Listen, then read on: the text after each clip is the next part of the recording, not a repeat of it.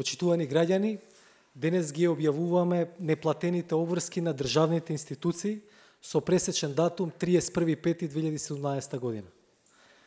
Прегледот на неплатените обврски што ќе го презентираме е изработен врз основа на податоците што буџетските корисници, фондови, јавни предпријатија и општини ги доставија до Министерството за финансии.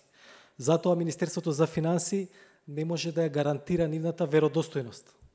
Вкупните неплатени обврски заклучно со 31.5.2017 година изнесуваат 22 милиарди денари, односно 363 милиони евра. На слайдот може да се види нивната структура.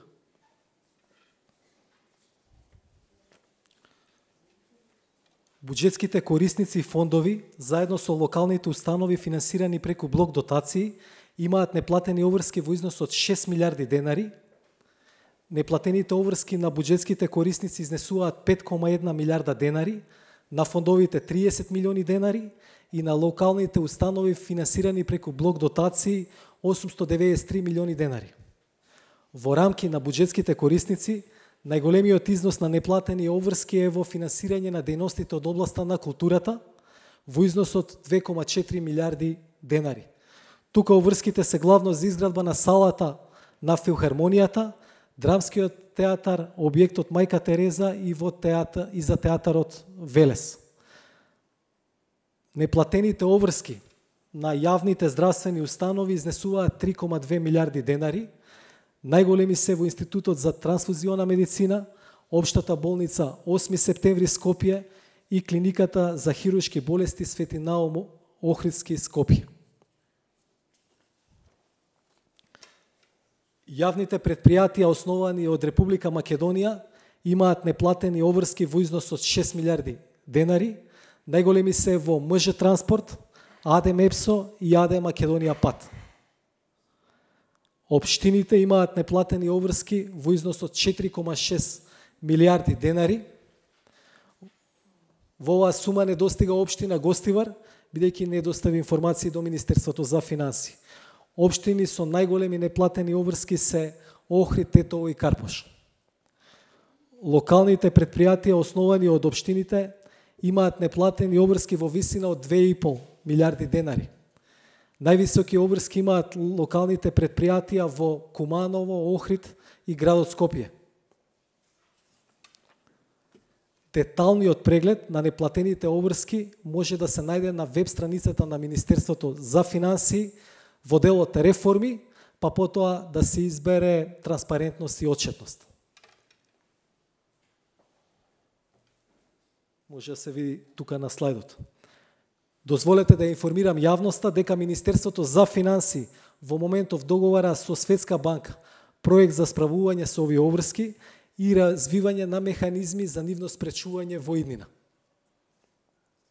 Дополнително, Министерството за финансии започна да се подготвува за надоградба на софтвер со цел неплатените обврски да бидат систематски евидентирани, односно да може да се гледаат во реално време. Ви благодарам, министер. Колеги, доколку има прашања во врска со темата, повелете, колешката ќе ви го подаде микрофонот. Повелите Менугов. Вака неколку појаснувања мене ми требаат, може колегите им е јасно. Ова се неевидентирани обврски до сега. Не влегуваат овие во обврските што се презентирани на податоците за јавен долг. Ова се скриени податоци кои што вие не ги имате како министерство до сега вметнато во вашите пресметки. Тоа е првото прашање, да го појасниме кои се овие 360 и кусур милиона евра. Втората работа е како ќе бидат затворени овие обврски и односно како ќе бидат финансирани, од каде ќе се најдат пари и каква ќе биде динамиката. Рековте дека ќе направите систем да не се повторат и да се евидентираат, но што е со тоа како ќе се платат на крајот на краиштата се преземени обврски, а некој не ги добил парите? Сега прво, значи јавниот долг до сега се базира на кеш основа, така? Поради тоа овие не биле вклучени. Ние за прв пат излегуваме транспарентно, значи ги прикажуваме на дадена пресечна точка, тоа е 31.5.2017 година. превземените обврски кои што не се платени. Значи и целата јавност може да ги види во детали, се закачени во Excel файл на сајтот.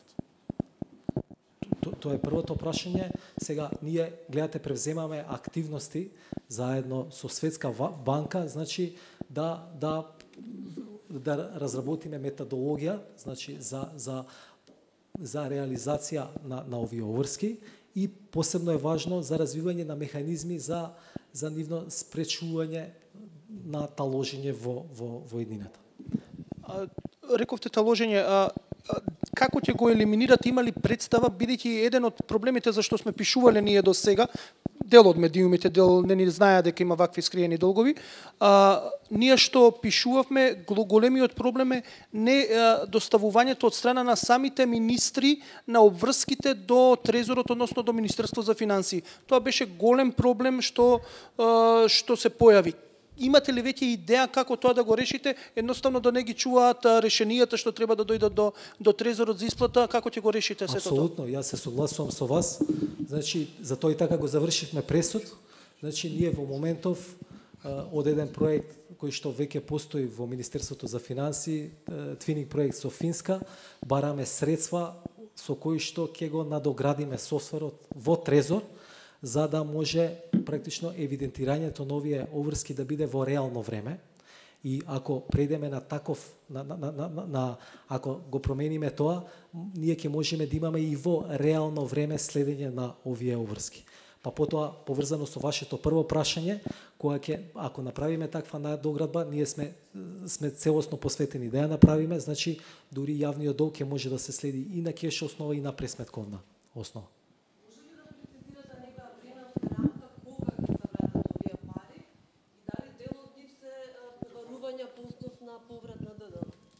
Значи, дел се побарувања во однос на поврат на ДДВ. Сега видовте дека овде практично имате се од буџетски корисници, имате фондови, општини, локални предпријатија. Јас себе чисто, ако сакате, можам да ви кажам неколку примери. Кажав за културата, например, во Министерството за образование има обврски кои се во најголем дел по основ на комунални услуги за студентски домови и јавни високообразовни установи, има обврски за набавка на постелнина, средства за хигиена и така натаму. Ова е еден буџетски корисник кој ви го кажувам како пример. Например, во МЖ транспорт, како пример за јавно предпријатие, има обврски кон странски железници, сериозни обврски.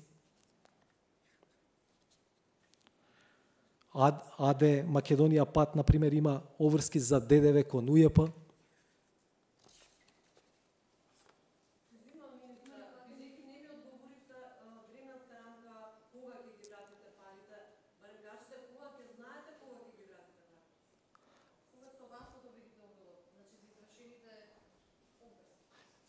Значи, гледате дека ова се обврски кои што се таложени подолг временски период и ние работиме практично сега договараме проект за утврдување на методологија, значи за чистење на овие обврски. Такво нешто постоело во други земји во регионот, например консултиравме нешто такво се случувало во Албанија и затоа сакаме како Министерство за финансии да бидеме практично и практични, но и да обезбедиме парите на даночните обврзници да се искористат во најдобра можна насока. Затоа, кога ќе имаме таква рамка, ќе излеземе и ќе кажеме. Во ред, колеги.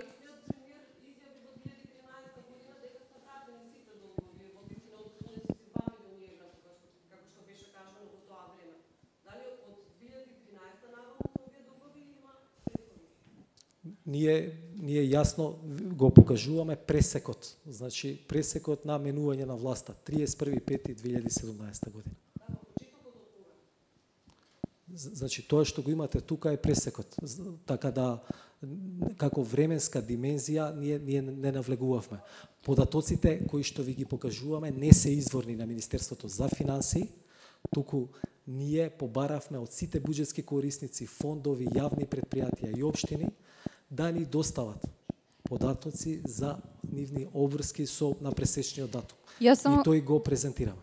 Само ќе ги замолам колегите, дали би можело прашањата да се поставуваат на микрофон? Микрофонот мислам дека беше ке Теменугов последно. Ајде, повелете.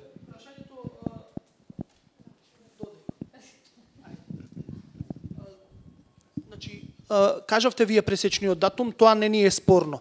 Но спорно е она што го прашува колешката, дали имате веќе увид колку време се таложени овие до 31. Дали за една година е направено 360 милиона, дали се направени за 2 години, за 7 години, значи дали имате она од фактурите приложени од решенијата, да знаеме од кога почнало неплаќањето, односно почнало финото таложење на овие долгови, бидејќи мислам дека не беше 2013, предходно беше, кога излезе Груевски и Ставревски, кога рекоа дека се сервисирани 92 милиона евра на долгови кон стопанството. Сакаме да знаеме за колку време е направено, се кумулирале овие долгови, биле во ФИОК. Значи, ова што го презема Министерството за финансии беше сериозна операција во насока на обезбедување на транспарентност и отчетност. Никој до сега не обезбедил да ги покаже јасно, да ги стави во Excel файл, но нашата цел на оваа операција беше да го видиме пресечниот датум. Така да, ова ви е пресечниот датум, ги имате точните обврски. Исто така, треба да се каже дека, например, кај некој, еве, ќе го земам Елем, например, тоа се обврски кои што во нивните практично извешти тие доставија дека ќе ги, согласно нивната ликвидност, ќе ги реализираат во краток временски период. Треба да знаете дека ова е нешто што се менува и е многу важно ние да го подигнеме капацитетот и да можеме да го следиме на реално време, тоа е прва работа, и втора, да бидеме транспарентни со јавноста. Ние сакаме ова да го направиме, гледавме да го направиме брзо, бидејќи мислиме дека ако и јавноста почне да прави притисок за ова, односно транспарентно го гледа, тоа ќе значи дека во иднина ова не би можело да се случува. Во ред, ви благодарам, министер. Доколку има други прашања, ќе ги замолам колегите. Уште кратко, гледаме дека милионски долгови имаат и здравствените институции, односно болниците не плаќале за вода и струја. Може ли да се случи по овој основ да останат болниците без вода и струја? Со оглед има наталожени 3,2 милиони денари. И дали ќе се бара некаква одговорност од сите овие кои што не ги плаќале обврските? Значи, ако видовте во ребалансот на буџетот, ние имавме сериозен додаток према Фондот за здравствено осигурување во насока да не дозволиме да има сериозни проблеми во јавното здравство. Дали има уште прашања? Колегата од ТВ21. Од претходниот министер, заменик министер за економија обвинува дека владата предводена од Социјалдемократскиот сојуз излегува со популистички мерки за буџетот, а и останати мерки како укинување на екстерното, не знам, законот за пушење повторно вратен. Како ќе реагирате на тоа дека владата предводена од Заев е популистичка и не работи во интерес на граѓаните? Па, јас можам да кажам дека во ова Министерство за финансии ние се правиме да направиме промена во начинот на работење. Гледате дека за прв пат, за релативно кратко време, за месец и пол, сериозно ја зголемивме транспарентност и отчетност. Ја мислам дека тоа е првиот чекор кон разбивање на популизмот во Македонија. Бидејќи ако јавноста има целосен увид пред себе каде се трошат парите, каде се создаваат обврски, тоа е најголем клин што може да се забие на популизмот. Ние и како влада мислиме дека треба да се заврши со популистички политики. Мислам дека ќе се согласите, главно нешто што е во буџетот како клучна мерка, нова мерка, е минималната плата. Таа не е популистичка, таа е апсолутно борба за раст на платите во Македонија.